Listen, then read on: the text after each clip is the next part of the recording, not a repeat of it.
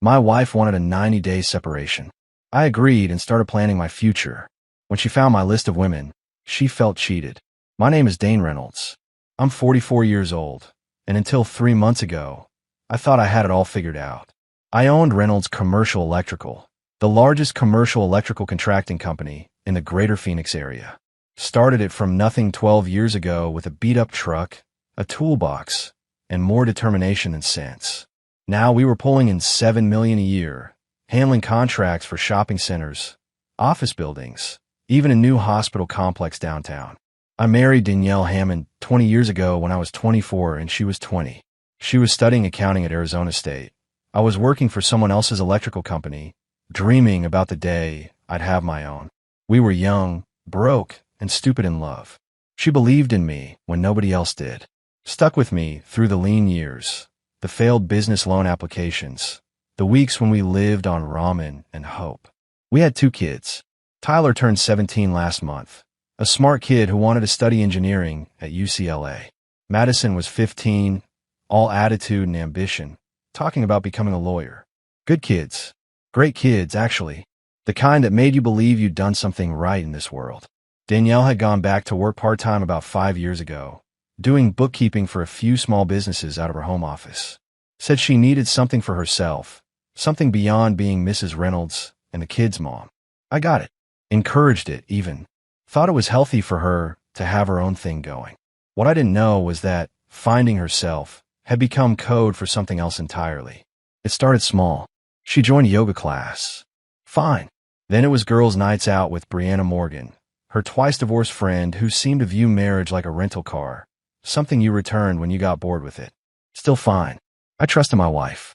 20 years of marriage had to count for something. Then came the complaints. Our life was too predictable, too comfortable, too safe. She felt like she was living in a routine that someone else had written for her. Dane, when's the last time we did something spontaneous? She asked one night in February, standing in our kitchen with her arms crossed. When's the last time you surprised me? I looked up from the contract I'd been reviewing. I bought you those earrings you wanted for Valentine's Day. She shook her head. That's not what I mean. Everything is just so planned, so expected. Don't you ever feel like there should be more to life than this? More than what? I spread my arms. We have a beautiful home, healthy kids, financial security. I built this for us, Danny. This is the more we always dreamed about. But that wasn't the answer she wanted. I could see it in her eyes, that distant look, like she was already somewhere else in her mind. The real conversation came on a Tuesday night in late March. I remember because I just landed a $1.2 million contract for a new tech campus, and I come home ready to celebrate. Instead, I found Danielle sitting at the dining room table, hands folded, that look on her face that meant we were about to have a serious talk. I need space, she said before I could even set my briefcase down. I stood there, keys still in my hand. Space? What kind of space? I need time to figure out who I am outside of being your wife and their mother. Her voice was calm, rehearsed, like she practiced this speech. I want a 90-day separation. I'll move in with my parents.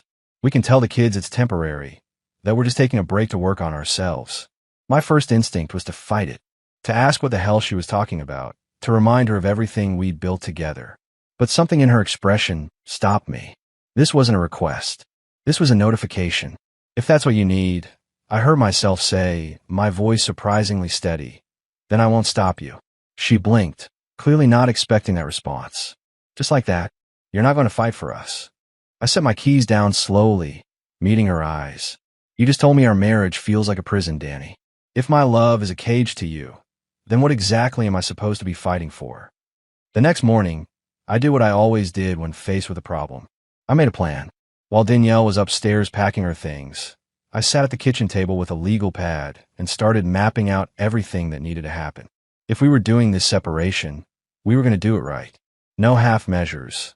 No messy emotional decisions that would bite us later. First came finances. We had a joint account with about $60,000 in it. Our individual accounts held more, mine significantly, so since the business income flowed through my personal account first. I calculated what she'd need for 3 months, added a buffer, and made a note to transfer $40,000 to her account. Fair was fair. Then the bills. Mortgage, utilities, car payments, insurance. I listed everything we shared and started dividing responsibilities. She kept our family finances organized for years, but I wondered if she actually understood what it took to keep everything running. Guess we'd find out. The house was in my name only.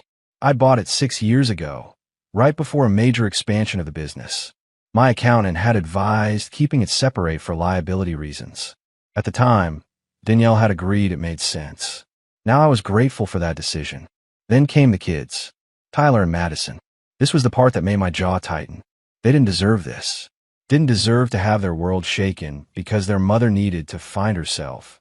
I outlined a custody arrangement that would keep their lives as stable as possible. They'd stay in a house with me during the week, spend weekends with Danielle at her parents' place. Finally, I started a new page. At the top, I wrote, after, because if Danielle wanted freedom, she was going to get it. All of it. And so was I.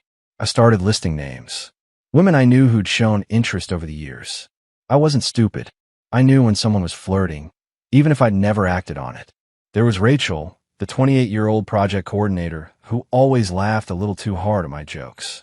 Jennifer from the gym, recently divorced, who'd asked me to coffee twice. Even Natalie, Danielle's cousin, who'd made a few comments at family gatherings that walked the line. I wasn't planning to call any of them. Not yet. But if Danielle could talk about needing to explore, then I could at least acknowledge that I had options too. When Danielle came downstairs an hour later, rolling a suitcase behind her, I was still at the table. I slid the notepad toward her. Since you want to separate, I figure we should plan the logistics, I said, keeping my voice level. Finances, bills, custody, all of it. She barely glanced at it. Dane, we don't have to do all that yet. It's just a separation, not a divorce. Right, I said, leaning back in my chair. But we still have to live apart. That means we need to divide things accordingly. She waved a hand dismissively. You're overthinking it. This is just for me to get some space. That's all. I nodded slowly. Space. And I assume you'll be dating during the separation. She hesitated, then shrugged. If I meet someone, I don't see why not. Good, I said, folding my arms. Because I'll be doing the same. She blinked, her coffee cup stopping halfway to her lips. Wait, what? I kept my voice steady, watching her face. Freedom isn't just yours, Danny. I get it too. 3 days after Danielle moved out, she showed up at the house unannounced. I was in the garage working on some quotes when I heard her car pull into the driveway. Tyler and Madison were at school, which meant whatever this was, she timed it deliberately. She walked into the garage, holding something in her hand. My notepad. The one I'd left on the kitchen counter. Are you serious, Dane?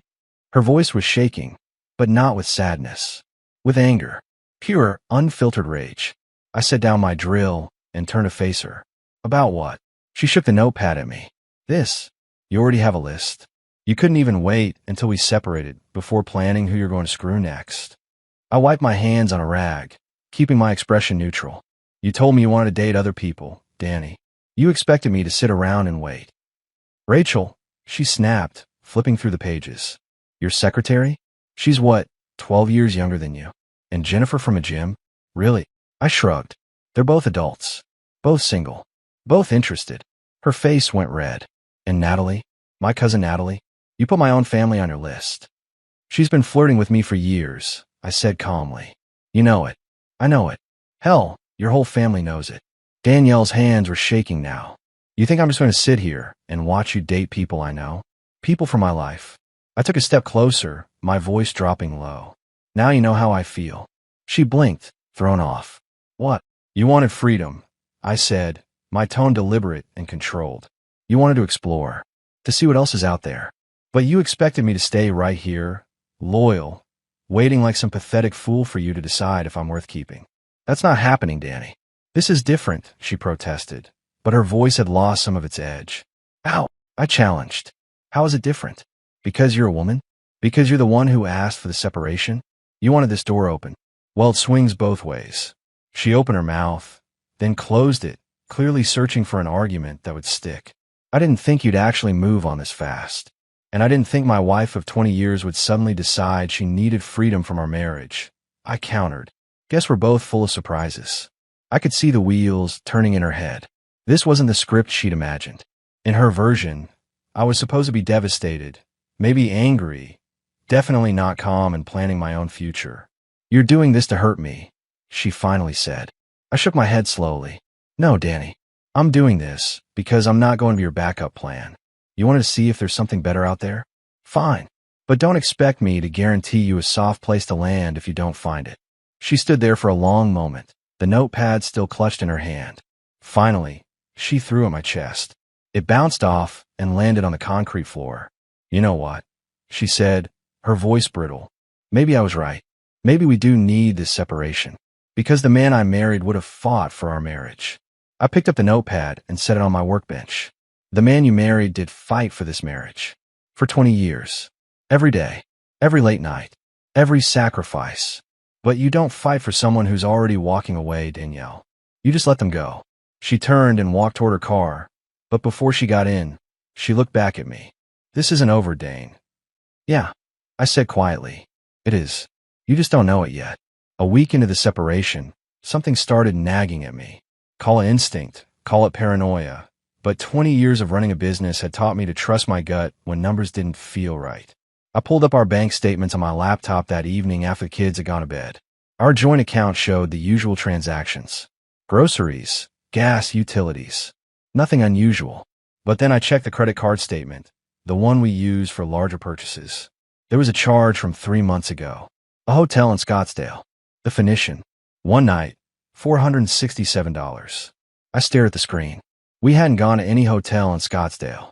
I'd been in Tucson that weekend for a commercial job bid. Danielle had said she was staying home with the kids. My jaw tightened as I scrolled further. 2 weeks before that, another hotel charge. This one in Sedona. 2 nights, $812. I'd been in Las Vegas for a trade conference.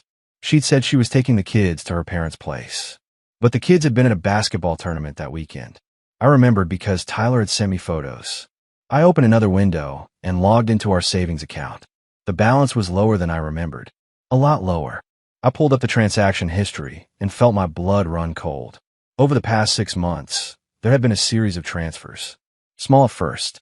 2,000 here, 3,000 there. Then bigger. 10,000. 15,000. All going in an account I didn't recognize. I grabbed my phone and called my accountant, Jerry, even though it was past 9 at night. He answered on the 3rd ring. "Jerry, I need you to trace some transactions for me," I said, reading off the account numbers. He was quiet for a moment.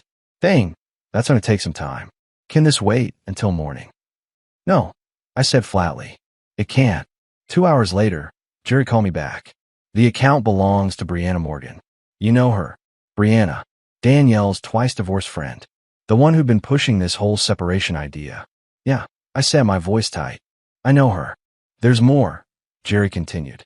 "The transfers total about $162,000 over the past 8 months. I sat down hard in my office chair. 162,000. Gone. Moved to Brianna's account without my knowledge, without my signature. "Dane." Jerry's voice came through the phone. "You still there?" "Yeah, I managed. Can you freeze our joint accounts?" "All of them. Right now. That'll take until morning, but I can start the paperwork." "Do it," I said. "And Jerry, I'm going to need a good divorce attorney. The best you know." After I hung up, I sat there in the dark, the glow of my laptop screen the only light in the room. Danielle hadn't just wanted freedom. She'd been planning this. For months. Maybe longer. And she'd stolen over $160,000 to fund whatever life she'd been building behind my back. I opened a new browser tab and started searching for private investigators in Phoenix. If she'd been hiding money, what else had she been hiding? I hired Derek Foster, the best private investigator in Phoenix. Cost me $5,000 up front, but if Danielle had been hiding $162,000, I needed to know what else she'd been hiding. Derek called me 4 days later. "Mr. Reynolds, we need to meet. In person." We met at a coffee shop in Scottsdale, far from anyone who might know me. Derek slid a manila folder across the table. Inside were photos. Lots of them. Danielle and a man I didn't recognize. Outside a restaurant. Getting into his car. Walking into a hotel. The timestamps went back 7 months. "His name is Aaron Carlson," Derek said, tapping one of the photos. 37 years old. He's a business consultant. Works with small companies, helps them optimize operations, that kind of thing. I stared at the photo. He was younger than me. Fit. Wearing an expensive suit. How long? Based on what I could track. At least 8 months. Maybe longer. Derek pulled out another document. Here's where it gets interesting. Aaron Carlson also does consulting work for Henderson Construction. My head snapped up. Henderson Construction was my biggest competitor in the Phoenix area. We've been underbidding each other for contracts for years. You're telling me my wife's boyfriend works for my competition? Derek nodded. And according to my source, Henderson has been landing contracts they shouldn't have known about. Bids that came in just under yours. Specifications they shouldn't have had access to. The pieces clicked into place. All those nights Danielle had sat with me while I worked on proposals. All those conversations about upcoming jobs, about bidding strategies, about which projects I was most excited about. I thought she was just being supportive, interested in my work. She'd been feeding information to her lover, who'd been passing it to my competitor. There's one more thing, Derek said quietly. He pulled out another photo. This one showed Danielle from the side, wearing a loose dress, her hand resting on what looked like a small bump. When was this taken? I asked, my voice tight. 3 weeks ago, Mr. Reynolds. I can't be certain from a photograph, but based on her appearance and the clothes she's been wearing in recent surveillance, I believe your wife may be pregnant. The coffee in my stomach turned to acid. How far along? If I had to guess, for maybe 5 months. But that's just an estimate. I did the math in my head. 4 to 5 months ago, Danielle and I had barely been intimate. Maybe once, possibly twice. We'd both been busy, stressed. I thought it was just a rough patch. But 4 to 5 months ago, based on Derek's timeline, she'd been deep into her affair with Aaron. I closed the folder and pushed it back across the table. I need you to find out everything about Aaron Carlson. Everything. Where he works, where he lives, his financial situation. And I need to know if he's married, if he has kids, if there's anyone in his life who should know what he's been doing. Already on it, Derek said. I'll have a full report by end of week. After Derek left, I sat in my truck in the parking lot, gripping the steering wheel. 1,000 thoughts raced through my mind, but one kept pushing to the front. If Danielle was pregnant with Aaron's child, that meant she'd planned this separation not to find herself, but to hide the pregnancy from me, to give birth away from my house, away from questions, away from the truth. And then what? Come back and pretend everything was fine? Tell me she'd had a miscarriage during the separation? Or just disappear entirely with Aaron and start a new life? I pulled out my phone and called my attorney, Robert Chandler, the best divorce lawyer in Phoenix that Jerry had recommended. Robert, it's Dane Reynolds. We need to accelerate everything. File the papers. I want her served immediately. Are you sure? Robert asked. Once we file, there's no going back. I'm sure, I said. And Robert, I'm going to need to file for full custody of Tyler and Madison. Whatever it takes. That evening, I did something I've been avoiding. I ordered DNA test kits online. 2 of them. One for Tyler, one for Madison. They'd arrive in 2 days. 20 years of marriage. And I was about to find out if my own children were actually mine. The thought made me sick. But I had to know. Had to be sure. Because if Danielle had been lying about this pregnancy, had been lying about Aaron, had been lying about the money, then what else had she been lying about? 2 days after I had ordered the DNA kits, my father-in-law showed up at my office. Richard Hammond, 68 years old, retired real estate developer, and the man who'd always treated me like I wasn't quite good enough for his daughter. My secretary, Rachel, buzzed me. Mr. Reynolds, there's a Richard Hammond here to see you. He doesn't have an appointment. Send him in, I said, closing my laptop. Richard walked in wearing a $1,000 suit and an expression that said he'd rather be anywhere else. He didn't wait for me to offer him a seat. Just sat down across from my desk and got straight to business. Dane, we need to talk about this situation with Danielle. I leaned back in my chair. What situation would that be, Richard? Don't play games, he said, his voice sharp. She told me about the separation, about you planning to date other women, about you freezing her out financially. I gave her $40,000, I pointed out. Half of our joint account. That's hardly freezing her out. Richard waved that away like it was nothing. That's not what I'm here to discuss. He reached into his jacket and pulled out an envelope. Set on my desk. I didn't touch it. What's that? $250,000, Richard said. A check. Made out to you. I stared at the envelope, then at him. For what? For walking away quietly, Richard said. No public fighting. No dragging Danielle through a messy divorce. You take the money, You agree to a clean split, and we all move on with our lives. I picked up the envelope, opened it, and looked at the check. Sure enough, $250,000. Richard Hammond's signature at the bottom. You're offering me $250,000 to divorce your daughter quietly, I said slowly. To make this easy for everyone, Richard corrected. Danielle made a mistake. She knows that now. But dragging this out, making it ugly, that doesn't help anyone, especially not Tyler and Madison. I set the check down on my desk. Does Danielle know you're here? No, Richard admitted. And she doesn't need to. This is between you and me, man to man.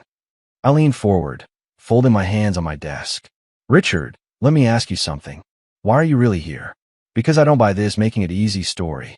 You've never cared about making my life easy before. Something flickered in his eyes. What's that supposed to mean?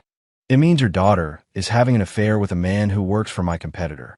It means she's been stealing money from our accounts and hiding it. It means she's pregnant with another man's child. And now you're here, trying to pay me off. I tilted my head. So I'll ask again. Why are you really here? Richard's jaw tightened. You don't know what you're talking about. Don't I? I stood up, walking around my desk. See, I've been doing some digging, Richard. And I'm starting to wonder if maybe you know more about Danielle's activities than you're letting on. Maybe you even encouraged them. That's absurd, Richard said, but his voice had lost some of its conviction. Is it? I picked up the check and held it up. Because this feels less like a generous offer and more like hush money. Like you're trying to make sure I don't start asking too many questions about how long this has been going on, or who else might have known about it. Richard stood up, his face red. You're making wild accusations, Dane. Then prove me wrong, I said, tearing the check in half. Tell me you had nothing to do with your daughter's affair. Tell me you didn't know she was stealing money. Tell me you weren't helping her hide a pregnancy. He said nothing, just stared at the torn check in my hands. That's what I thought, I said quietly. You can show yourself out, Richard, and you can tell Danielle that I'll see her in court. After he left, I sat back down at my desk and pulled out my phone. I took a photo of the torn check and sent it to my attorney with a message. Father-in-law, just try to bribe me. Document everything. Then I opened my drawer and pulled out the DNA test kits that had arrived that morning. Tonight, after dinner, I'd talk to Tyler and Madison. This was going to hurt them, but they deserve the truth. Whatever that truth turned out to be. Derek Foster called me the next morning with information that made everything click into place. I found a connection between Richard Hammond and Aaron Carlson, he said without preamble. And it goes deeper than I thought. I was in my truck, heading to a job site, but I pulled over immediately. I'm listening. Richard Hammond owns a property management company, Hammond Real Estate Holdings. About 2 years ago, he brought in a consultant to help streamline operations. That consultant was Aaron Carlson. So they've known each other for 2 years, I said, my grip tightening on the steering wheel. It gets better, Derek continued. During that consultation period, Richard introduced Aaron to Danielle. Told her Aaron could help with her bookkeeping business, give her advice on expanding. They started meeting regularly for business consultations. I felt my jaw clench. Richard set them up. That's my assessment. And here's where it gets really interesting. Remember Brianna Morgan, the friend who's been pushing Danielle toward divorce. The one whose account has my money in it, I said coldly. Right. Well, Brianna Morgan has been in a relationship with Richard Hammond for the past 3 years. She's his mistress. He pays for her apartment, her car, gives her a monthly allowance of about $5,000. The pieces fell into place like a puzzle I should have seen months ago. Richard was having an affair with Brianna. He set up Danielle with Aaron. Brianna pushed Danielle to ask for a separation. And during that separation, Danielle planned to give birth to Aaron's child away from you. Then either come back claiming it was yours or disappear with Aaron entirely, Derek finished. Either way, Richard gets what he wants. Which is what? I asked, though I was starting to understand. You out of the picture, Derek said simply. Think about it. Richard never approved of you. Blue-collar guy, worked with your hands, not from the right social circle. But he couldn't just tell Danielle to divorce you without a good reason. So he created one, set her up with Aaron, let nature take its course, then had Brianna convince her she deserved better. I sat in my truck, engine idling, trying to process the magnitude of the betrayal. My father-in-law had orchestrated the destruction of my marriage, had introduced my wife to her lover, had paid his own mistress to convince my wife to leave me. There's one more thing, Derek said quietly. I traced the money Danielle transferred to Brianna's account. Most of it has been moved again to an offshore account in the Cayman Islands. Joint account, registered to Richard Hammond and Brianna Morgan. He's been stealing from me through Danielle, I said, the realization hitting me like a freight train. Using her to siphon money, then hiding it offshore. That's what it looks like. And I'm guessing he planned to use that money to fund Danielle and Aaron's new life together. Make sure his daughter was taken care of after you were out of the picture. I closed my eyes, taking a deep breath. Can you prove all of this? I've got bank records, property documents, emails between Richard and Brianna discussing you and Danielle. I've got timestamps showing when Aaron and Danielle started meeting. I've got everything you need for a lawsuit and a criminal complaint. Send it all to my attorney, I said. Every single piece of evidence you have. Already done, Derek replied. And Dane, I'm sorry. I know this isn't easy to hear. After I hung up, I didn't move for a long time. I just sat there, watching traffic pass by, thinking about how blind I'd been. I trusted my wife, trusted my father-in-law, even though we'd never been close. Assumed that family meant something. But Richard had never seen me as family. He'd seen me as an obstacle. And he'd spent 2 years systematically removing me from his daughter's life. My phone buzzed. A text from my attorney, Robert Chandler. Got the files from Foster. We need to meet. This changes everything. I texted back, tomorrow morning. And Robert? I want them all. Divorce from Danielle. Criminal charges against Richard for fraud and embezzlement.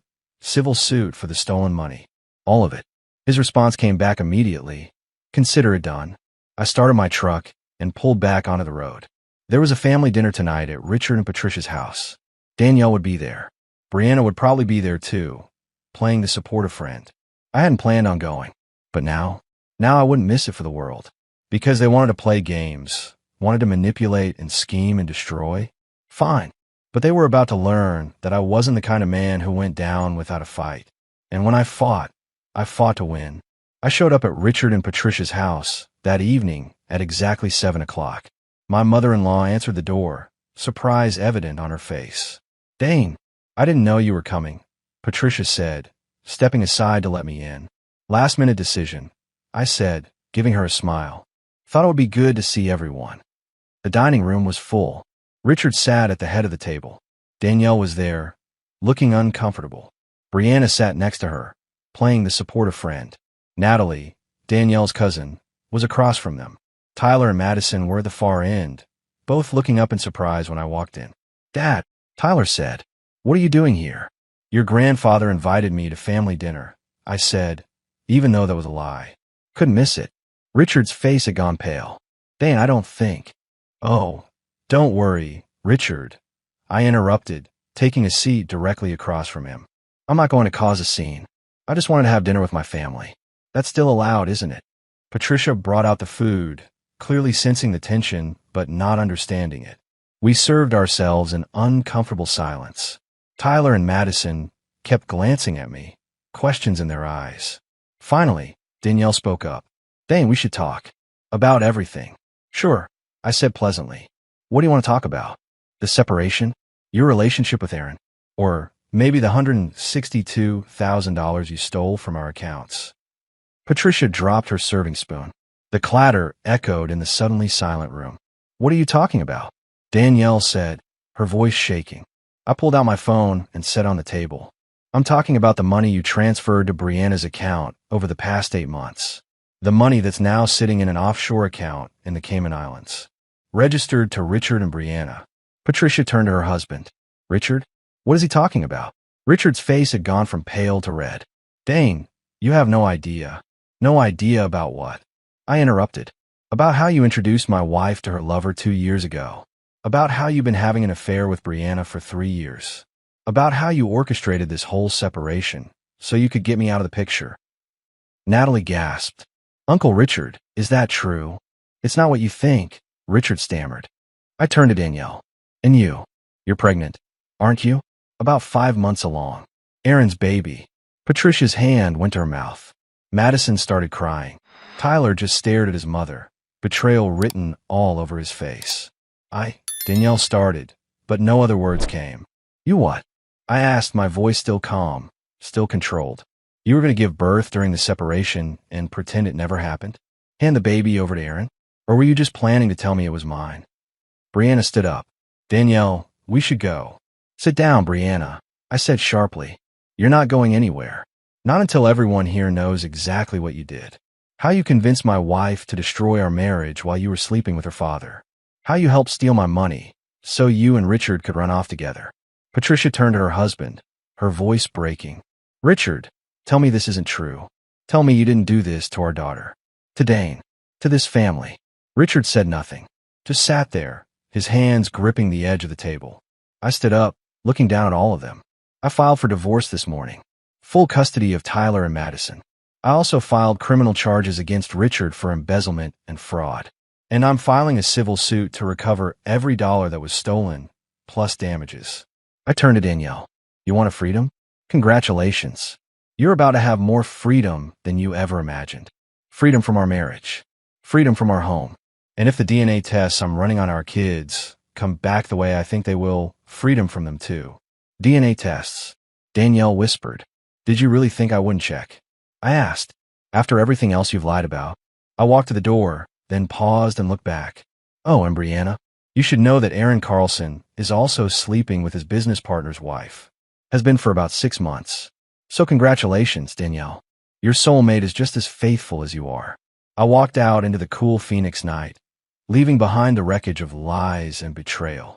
Behind me, I could hear Patricia screaming at Richard, could hear Danielle sobbing, could hear the complete collapse of the Hammond family. My phone rang as I reached my truck. Tyler. Dad, he said, his voice thick with tears. Is it true? All of it? Yes, son, I said quietly. I'm sorry you had to find out like that. Are we really not yours? He asked, and the pain in his voice nearly broke me. I don't know yet, I admitted. But Tyler, listen to me. No matter what those tests say, you and Madison are my kids. Do you understand? You're mine. Nothing changes that. He was quiet for a moment. Can we come stay with you tonight? I don't want to be here. I'm on my way, I said. Pack your things. Both of you. The DNA results arrived 3 days after the family dinner. I sat in my home office, staring at the envelope, knowing that whatever was inside would change everything. Tyler and Madison were in their rooms.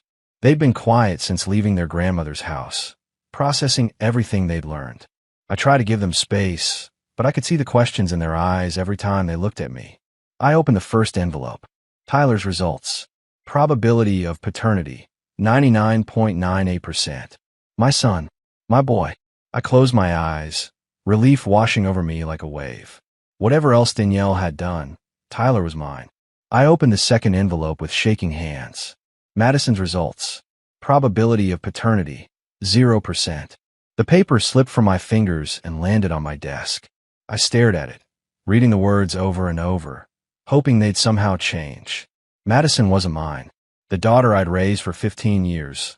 The girl who'd call me daddy, who I'd taught to ride a bike, who'd fallen asleep on my shoulder during long car rides.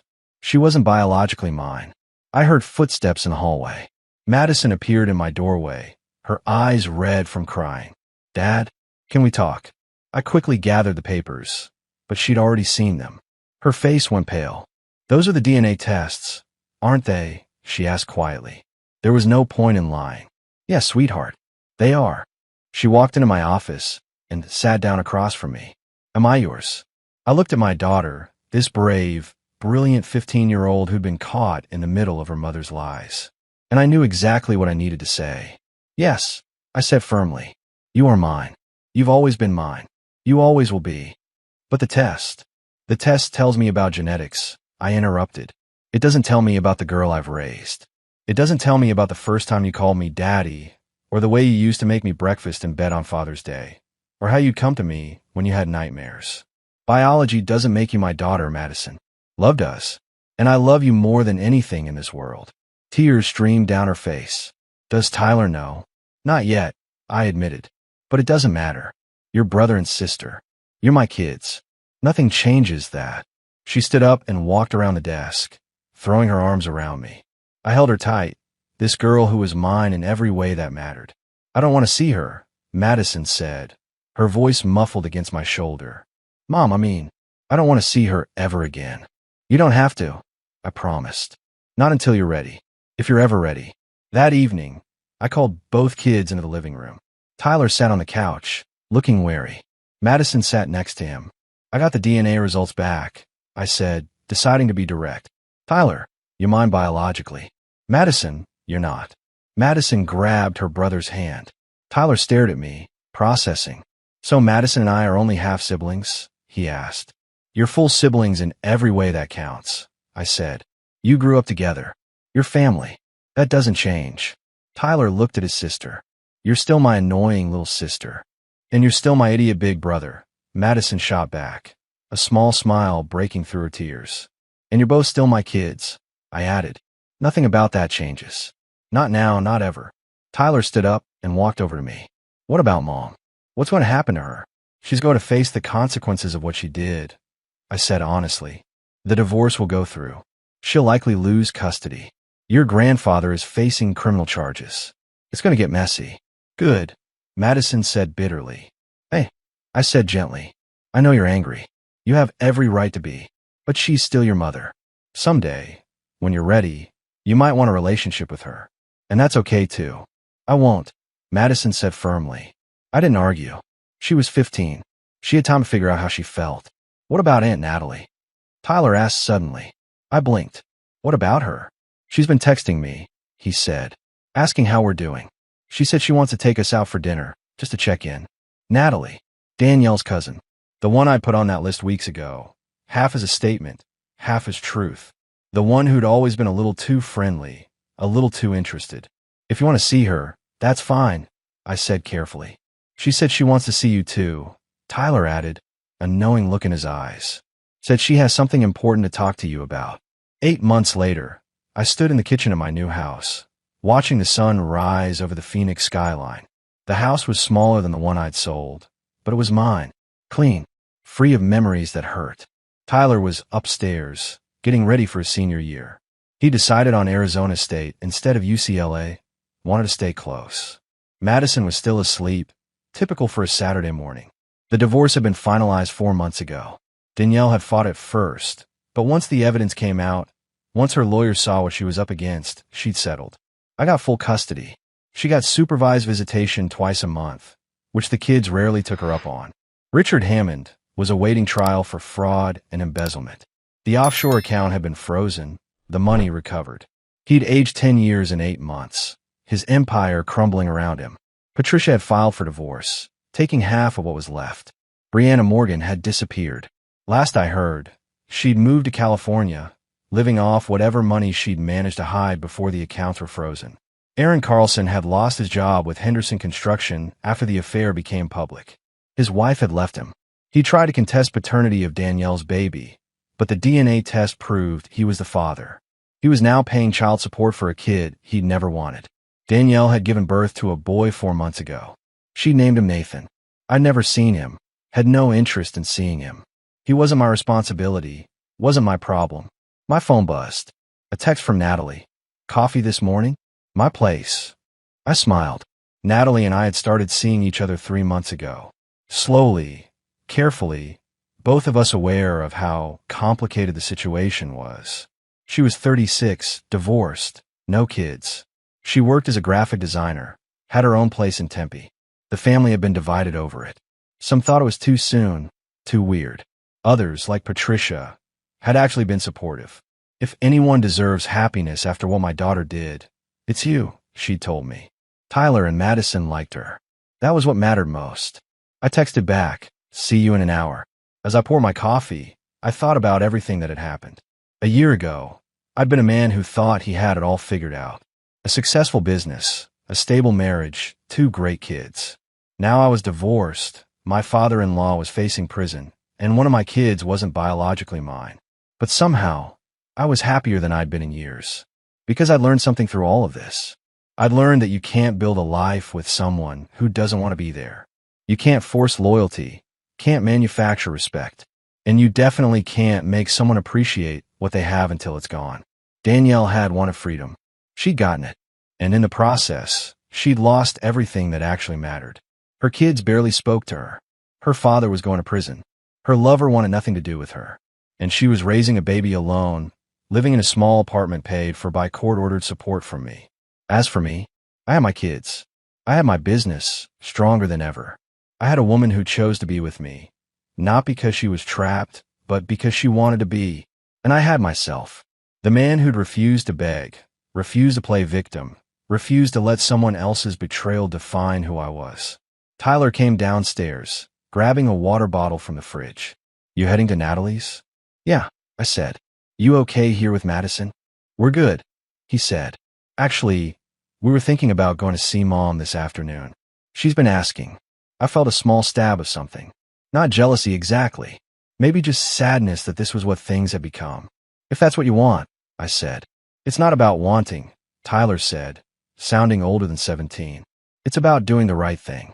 She's still our mom, even if she messed up. I pulled my son into a hug. You're a better man than me, kid. Learn from the best, he said. As I drove to Natalie's place, I thought about the future, about the possibility of building something new with someone who saw me, really saw me, about watching my kids grow into good people despite everything they'd been through. My phone rang, a number I didn't recognize. I almost didn't answer, but something made me pick up. Mr. Reynolds? A woman's voice, professional.